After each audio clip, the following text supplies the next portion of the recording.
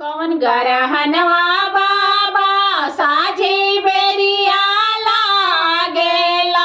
कौन गरहनवा भीनु सार, कौन गरहनवा भीनु सार, कौन गरहनवा बाबा आधी राती लागेला। तीनों गरहनवा सामातुर, तीनों गरहनवा सामातुर।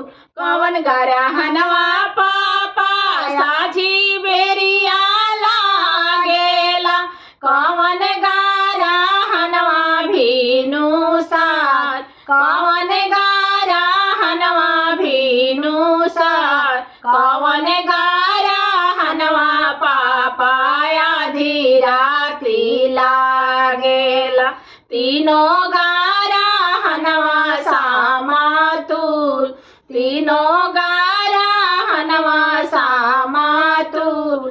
चंद्र गरहनवा बेटी साझा बेरिया लागेला। सूरज गरहनवा भीनु सार, सूरज गरहनवा भीनु सार। धिया गरहनवा बेटी आधी राती लागेला। तीनों गरहनवा सामातुर, तीनों गरहनवा सामातुर। धिया गरहनवा बेटी आधी राती लागेला।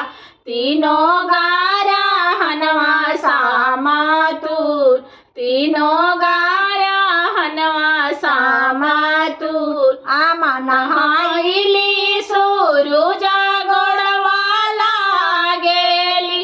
शत्रु के धिया जानी हो, शत्रु के धिया जानी हो। आमा नहाइली सूरज गोड़वा लागेली।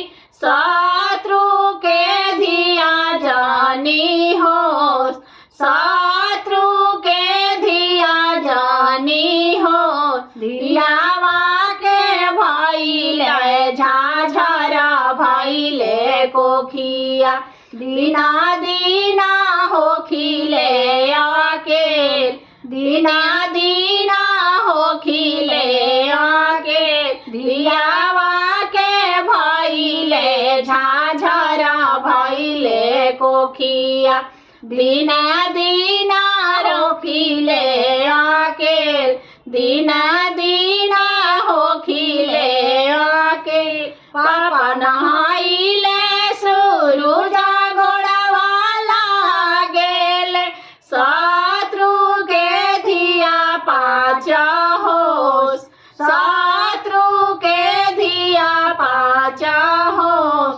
धियावा के भइले पवित्र भइले जंघावा। बैठिले साजना बटोर, धिया के भइले पवित्र भइले जंघावा। बैठिले साजना बटोर, बैठिले साजना बटोर। कौन गरहनवा चाचा साझी बेरिया लागेला। कौन गरहनवा भीनु सार, कौन गरहनवा भीनु सार, कौन गरहनवा चाचा आधी राती लागेला। तीनों गरहनवा सामातुर, तीनों गरहनवा सामातुर। चंद्र गरहनवा बेटी साझा बेरी लागेला। सूरज गरहनवा भीनु सार, सूरज गरहनवा भीनु सार। धिया गरहनवा बेटी आधी राती लागेला। तीनों गरहनवा सामातुर, तीनों